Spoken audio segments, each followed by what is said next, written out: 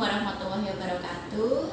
Pada teman-teman mahasiswa fisioterapi, hari ini kita akan skillab mengenai fisioterapi pada kasus AMC. Kita akan bahas bagaimana pemeriksaan dan juga peran sampai dengan intervensi yang bisa kita berikan pada kasus AMC. Kalau dilihat dari pengertian AMC sendiri, itu adalah masalah kongenital yang terjadi pada bayi baru lahir.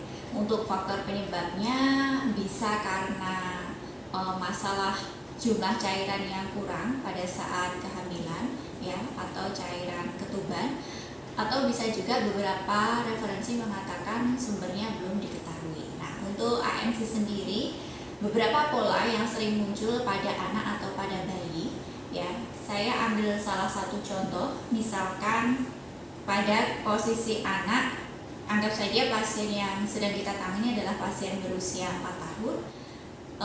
Untuk polanya, kontraktur yang terjadi pada otot itu terjadi pada ekstremitas atas dan juga ekstremitas bawah.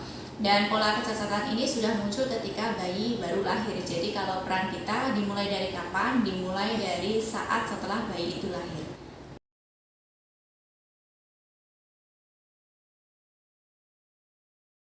Oke, kita coba lihat perumpamaan untuk pasien AMC, karena pasien AMC ini cukup langka di Indonesia dan juga di dunia. Jadi sangat sulit untuk kita temukan pasien AMC yang nyata. Jadi saya pakai pasien di sini yang merupakan pasien normal. Untuk posisi pasiennya atau kondisinya, saya jelaskan di sini. Misalkan pasien ini berusia 4 tahun, kemudian dengan kondisi tangannya yang sebelah kiri dia sikunya atau elbownya fleksi, kemudian wristnya fleksi dan jari-jarinya wristnya ekstensi dan jari-jarinya fleksi.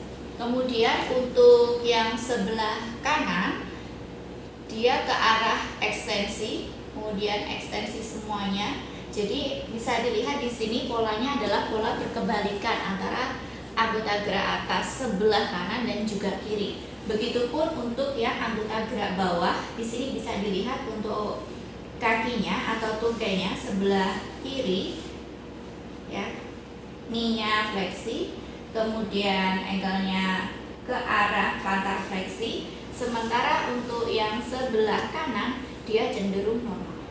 Oke. Setelah kita melihat kondisi pasien, langkah selanjutnya adalah melakukan asesmen lebih dalam. Asesmen lebih dalam ini untuk mengetahui sebenarnya masalah atau diagnosa yang bisa kita tegakkan itu apa. Kemudian juga sebaiknya kita lakukan palpasi untuk melihat bagaimana kondisi tonusnya. Harus bisa kita identifikasi mana otot-otot yang mengalami hipotonus maupun otot-otot yang mengalami hipertonus. Berikutnya adalah intervensi fisioterapi yang bisa kita berikan pada kasus ini. Kita mulai, ya.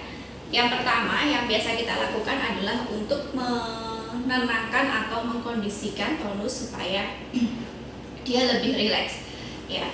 Kita mulai dari pemberian neurostructure atau neurosensor dari kepala, ya. Kemudian wajah, kemudian diberikan penekanan, sedikit penekanan pada setiap sendinya. Untuk posisi tertentu yang dia tidak anatomis, maka kita bisa memposisikan lebih ke arah anatomis. Tapi pada kasus yang mengalami kontraktur atau pemendekan otot, mungkin kondisi sendinya ini tidak bisa kita luruskan. Jadi kita maksimalkan saja. Oke, setelah itu balik lagi, berikan sedikit penekanan pada setiap sendinya. Ini bisa kita ulangi 3 kali.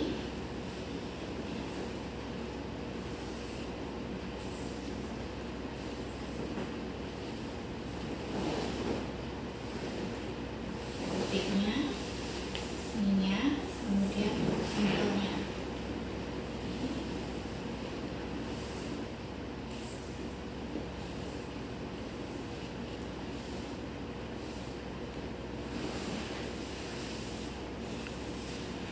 Kenapa kita perlu melakukan neurosensor? Supaya ketika nanti kita memberikan mobilisasi kepada ototnya tidak mengalami lonjakan tonus yang secara mendadak atau istilahnya membuat otot tersebut kaget. Kemudian berikutnya bisa ditambahkan dengan neurostructure berupa usapan lembut pada setiap bagian. Ya, kita bisa bentuk dari mulai umbilikusnya, kemudian menjadi ancornya atau pusatnya, kemudian kita usap seperti ini. Ya. Kemudian ke sisi kanan dan juga kiri 3-5 kali untuk setiap sisinya. Kemudian juga mengarah ke bagian belakang. Oke, kemudian ke arah pelviknya.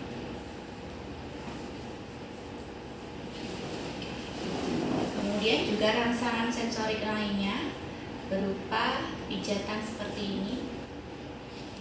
Ya, ini untuk mengurangi risiko terjadinya lonjakan impuls, karena beberapa kasus pada anak AMC ini ternyata melibatkan sistem saraf tepi dan juga sistem saraf pusat.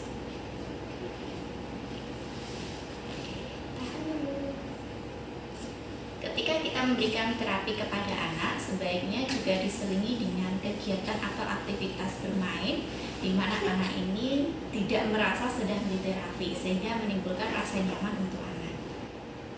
Jadi ya. Oke, berikutnya adalah membentuk angka 8 di sentral dulu, kemudian bagian samping,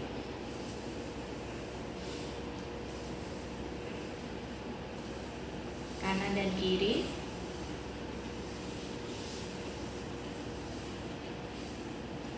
kemudian untuk abdomennya,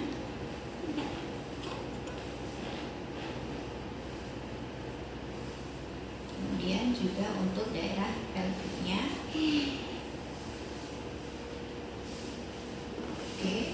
Setelah kita selesai untuk badannya, kita lanjut untuk yang di ekstremitasnya, karena tadi posisinya dia kaku ya.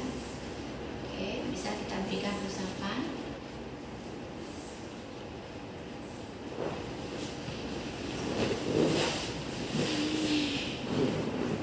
Kemudian bentuk angka 8.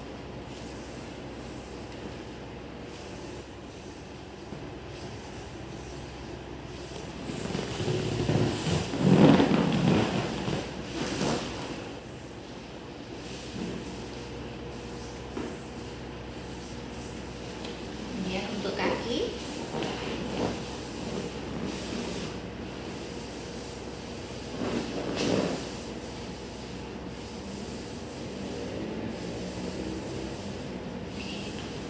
dan ini juga bisa kita lakukan pada bagian yang ada di belakangnya. Yuk, tengkurap dulu. Kalau misalkan anaknya sudah bisa diperintah, maka bisa kita perintah untuk tengkurap, tapi jika kondisinya masih bayi, maka bisa kita posisikan untuk tengkurap. Kita mulai lagi dari awal untuk pemberian neurosensonya. Caranya tadi gimana? Nah, sip. Kakinya.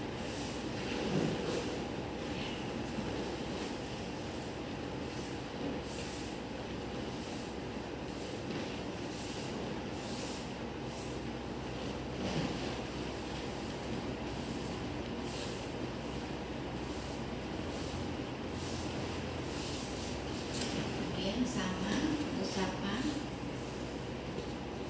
di sentral, kemudian di samping kanan dan juga kiri, dan pastikan untuk tangan kita ini kontak secara keseluruhan.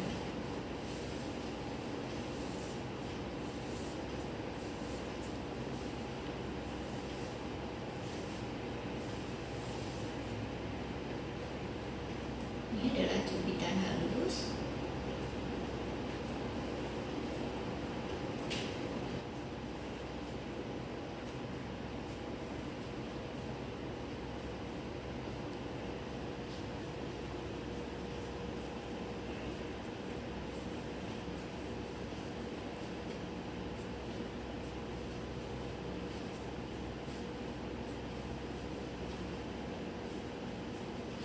Umbilikus, ke arah pelvis,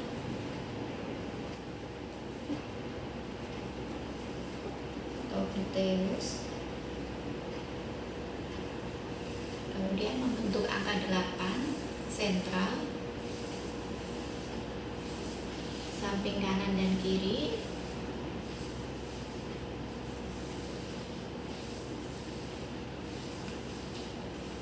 umbilicus,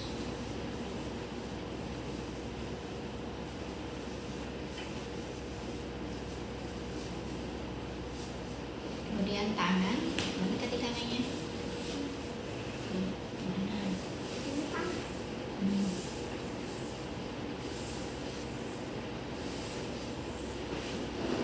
Kaki, angka 8.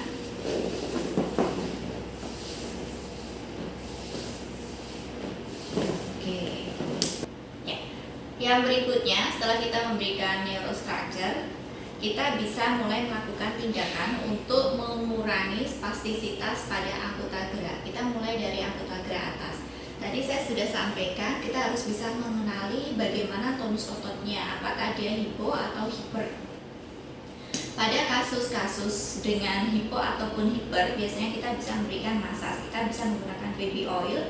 Yang pertama adalah tuang dulu ke tangan kita, kemudian kita gosok, baru kita usapkan ke arah tubuh pasien. Tujuan pemberian baby oil ini adalah untuk mengurangi resiko ya lecet pada tangan atau pada kulit, juga akan lebih memberikan efek nyaman untuk kita ketika kita memberikan massage. Nah, kita lihat tadi untuk posisi tangan pasien adalah seperti ini ya. Kita coba analisis. Kalau seperti ini, kira-kira otot apa yang mengalami kontraktur atau otot apa yang mengalami pemendekan? Kemudian otot mana yang mengalami overstretch. Begitupun untuk yang di bagian wristnya. Maka ketika kita sudah dapatkan di sini ada ketegangan otot yang berlebihan, maka tugas kita adalah memberikan relaksasi. Relaksasi ini bisa kita mulai dengan pemberian massage berupa effleurage. Ya, effleurage ini adalah massage yang diberikan secara keseluruhan. Tujuannya adalah untuk memberikan relaksasi pada otot, sekaligus untuk memberikan atau mencegah terjadinya klonus. Klonus itu adalah gerakan otot secara tiba-tiba, jadi seperti orang tremor. Nah, kita mulai dengan pemberian massage effleurage. Dimulai dari jari-jari. Syaratnya adalah semua tangan kita kontak. Ya, usapan lembut dari distal ke proximal secara menyeluruh ataupun merata. Pada kasusnya seperti ini ya. Oke. Setelah kita berikan effleurage 2 atau 5 kali pengulangan, selanjutnya kita fokus kepada otot yang mengalami kontraktur seperti ini. Dipalpasi, kemudian kita massage dengan jari kita.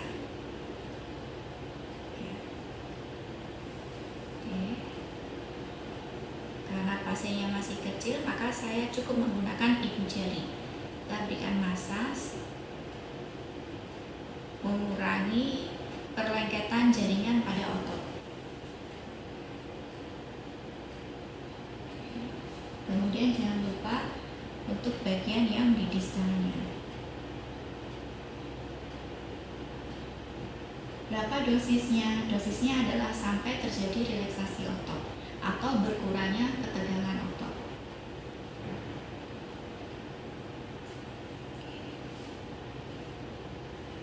Perhatikan handling ketika kita menangani pasien, karena handling ini berpengaruh terhadap kenyamanan pasien dan juga kenyamanan untuk terapis. Berikutnya adalah kalau misalkan kita coba lihat, kalau misalkan otot yang sebelah ini dia mengalami pemendekan, berarti yang di sebelah berlawanannya dia akan mengalami overstretch, dan ini juga tidak bagus untuk otot tersebut. Maka juga perlu kita berikan relaksasi dengan pemberian massage tadi dengan menggunakan kneading. Ya, teknik yang dipakai adalah kneading. Berikutnya adalah untuk wristnya. Kita lihat tadi posisi wristnya adalah seperti ini. Sekali lagi kita analisis mana yang disuse, mana yang misuse, otot mana yang mengalami overstretch dan otot mana yang mengalami pemendekan.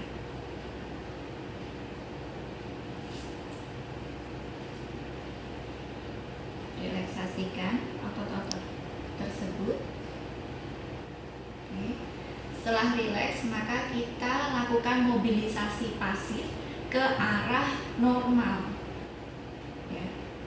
Tidak boleh melakukan overstretch karena sangat berbahaya, terutama pada bagian otot yang mengalami kependekan, karena bisa menyebabkan kerobekan otot. Jadi, mobilisasi dilakukan dengan perlahan-lahan. Berapa kali repetisi? 3-5 kali repetisi. Atau bisa juga kita berikan stretching, ya, penguluran ke arah normalnya dengan tahanan 30 detik. Repetisinya 3 kali.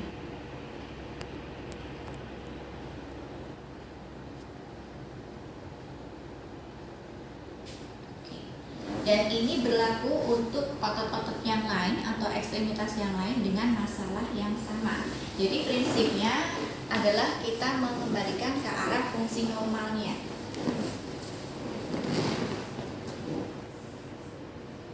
Jadi gimana caranya? Gini kan? Jangan lupa selalu gunakan BB oil supaya lebih nyaman untuk pasien dan juga kita. Begitupun untuk jari-jarinya, misalkan kita temukan pada jari-jari pasien dia cenderung ke arah fleksi, maka memang harus dimasah satu-satu ya. Pterygium dan juga persendi diarahkan ke posisi normal. Kemudian dilakukan mobilisasi pasif dan juga jika memungkinkan bisa dilakukan stretching pasif.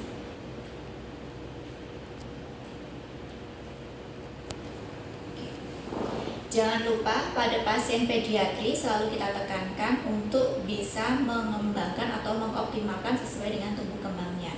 Jadi sekali lagi kita tidak hanya fokus kepada ekstremitas atau impairmentnya ataupun diagnosanya saja, tetapi lebih juga kepada kita kejar untuk milestone atau tumbuh kembangnya sesuai dengan tahapan usia. Oke, berikutnya adalah untuk ekstremitas bawah. Seperti tadi kita berikan baby oil, kita usapkan pada ekstremitas bawah. Nah, kalau pada pasien realnya itu biasanya kita bebaskan dari pakaian sehingga nanti ketika kita memberikan baby oil itu ataupun massage bisa langsung kontak dengan kulit pasien.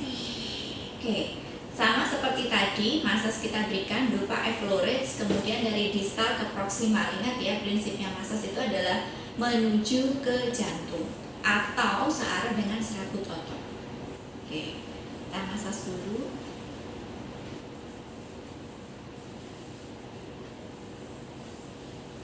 Masih sama, teknik yang dipakai adalah effleurage. Dan untuk posisi terapi sebaiknya ada di bawah kaki pasien. Setelah effleurage dirasa cukup, kembali kita pakai kneading. Kita fokus pada otot-otot yang mengalami pemendekan. Berikan treatment. Jadi sambil kita massage, kita berikan sedikit penguluran seperti ini. Jadi ada tarikan pada hamstringnya dan juga pada gastroknya.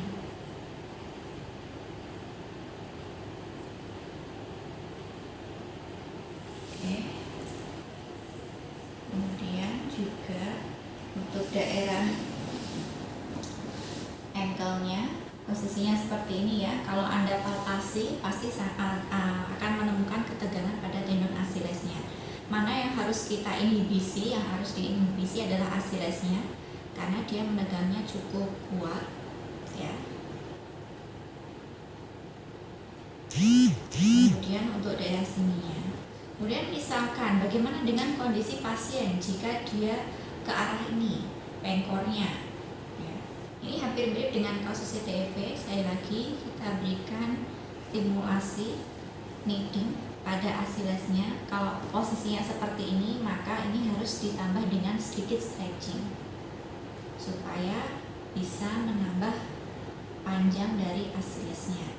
Namun jika posisinya seperti ini, maka ini harus dirilekskan karena dia mengalami pemanjangan yang berlebihan di luar batas normalnya. Ini dirilekskan saja. Kemudian arah stretchingnya adalah sekali lagi berlawanan dengan posisi tersebut.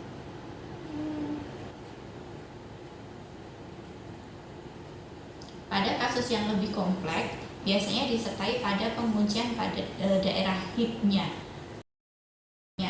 Dan ini juga harus kita berikan stimulasi berupa masas ataupun mobilisasi.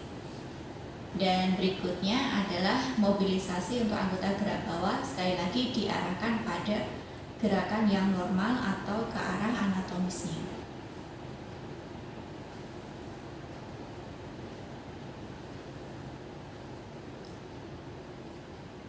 Secara fisik untuk pasien AMC hampir sama dengan pasien CP.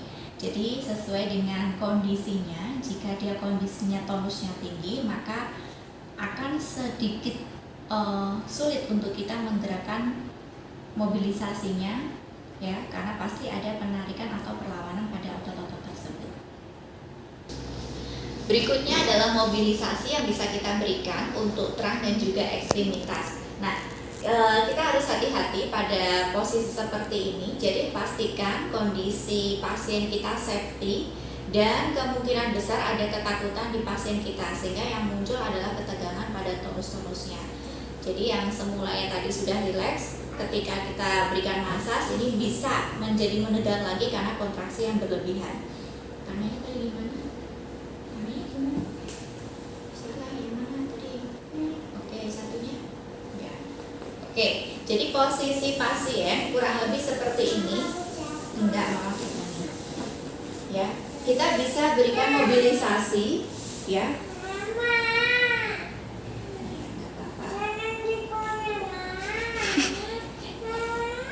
Nah, ini contoh adalah pasien yang mengalami ketakutan, ya. Jadi akan ada peningkatan tonus. Kalau kita palpasi beda tadi tonus ketika dia tidur dengan ketika dia berada di dalam jimba. Tidak apa-apa. Oke, turun. Oke, kita bisa berikan stimulasi untuk anggota gerak atas, ya.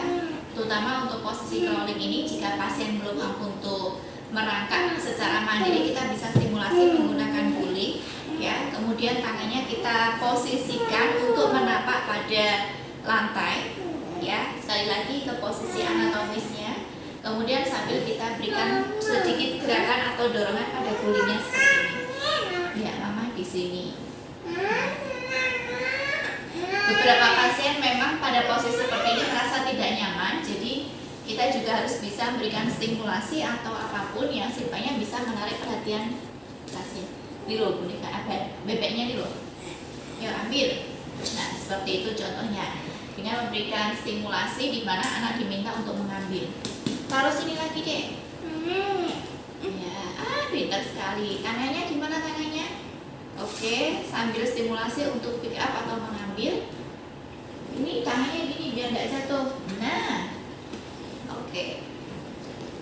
Ya, kita berikan dorongan untuk gulingnya dan menjaga supaya dia berada di posisi yang aman.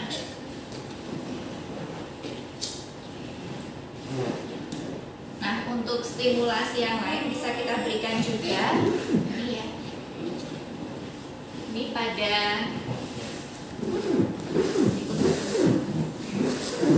ya.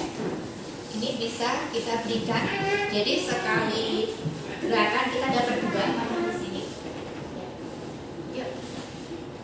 Nah, ini untuk kakinya. Ini dipegang. Ini dipegang.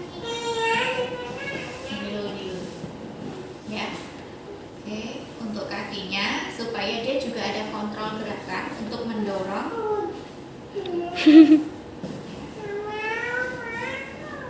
Oke, sudah. Oke.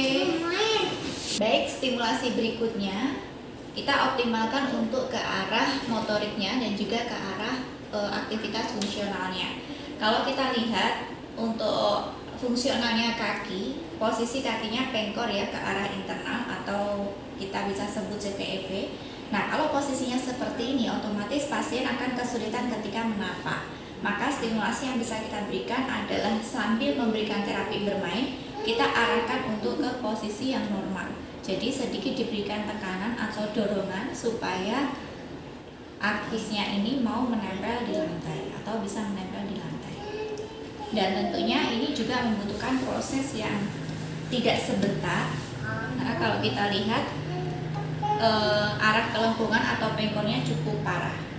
Kemudian didukung juga dengan jari-jari kaki yang dia cenderung untuk mencekram. Jadi memang harus dibebaskan satu persatu.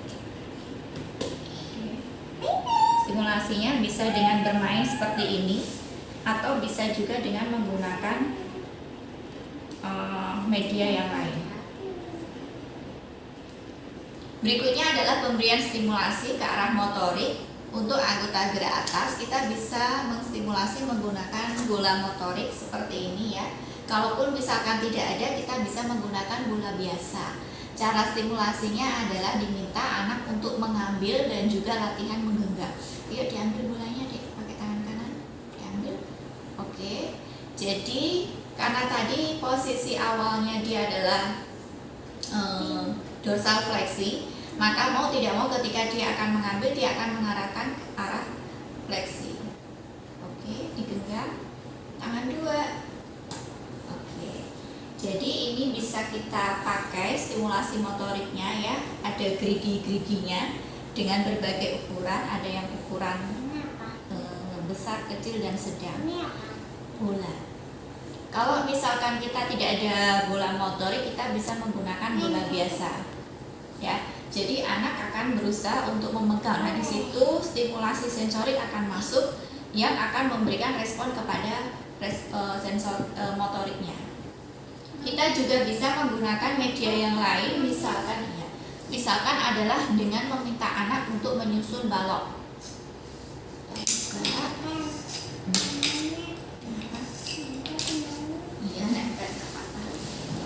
Ya, berikan permainan edukatif kepada anak yang dimana anak tidak merasa sedang diberikan atau melakukan terapi. Yuk, udah nggak apa-apa, sisain satu, jangan semua. Yuk, sekarang kita bisa perintahkan ke anak, ayo dek disusun sesuai dengan warnanya.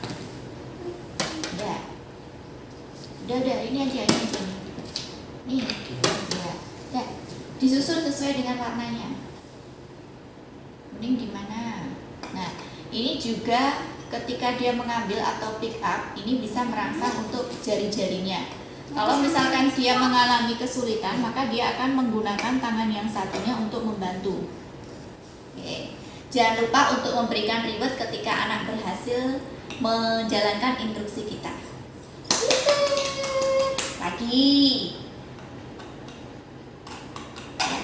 Setiap lubang itu memiliki kesulitan tertentu. Artinya adalah selain konsentrasi yang diperlukan oleh anak, dia juga harus bisa mengontrol untuk gerakan motorik tangannya dan juga jari-jarinya. Bisa. Salah. Pas itu.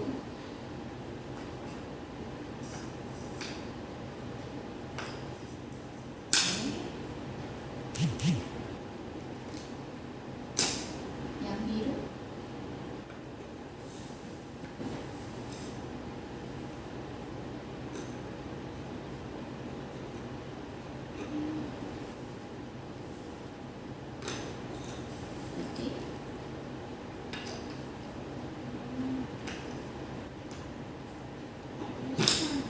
Pintar sekali.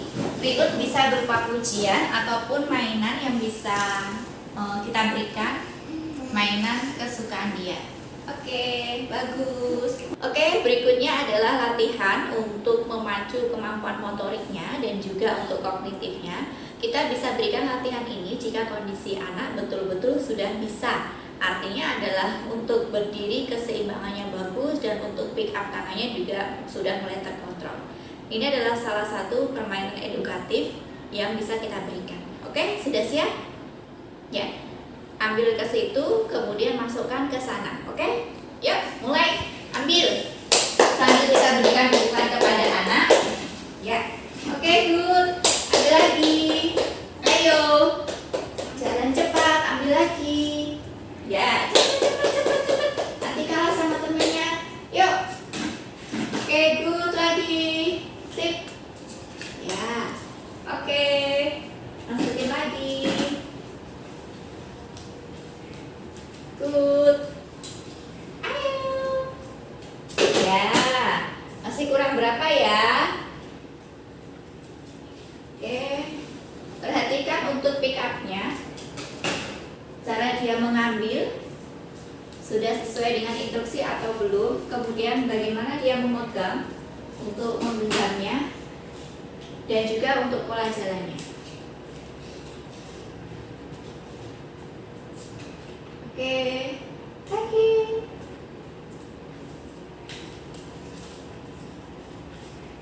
Bener nggak? Bener nggak itu? Iya. Bener. Satu-satu, baik. Salah kan? Oke, udah dibenerin. Oke. Ya. Oke, pintar sekali. Hore, dapat hadiah apa ya? Dapat hadiah apa ya? Kasih boneka. Oke. Baik, begitu yang bisa saya sampaikan, kurang dan lebihnya saya mohon maaf. Masih banyak sekali referensi yang bisa kalian gunakan untuk mengasah skill Anda di AMC ini. Jadi sekali lagi poinnya di sini adalah sesuaikan dengan diagnosa yang sudah kalian buat.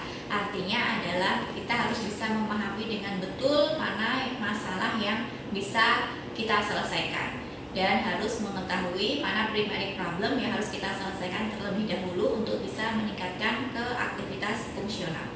Terima kasih, saya akhiri. Wassalamualaikum warahmatullahi wabarakatuh.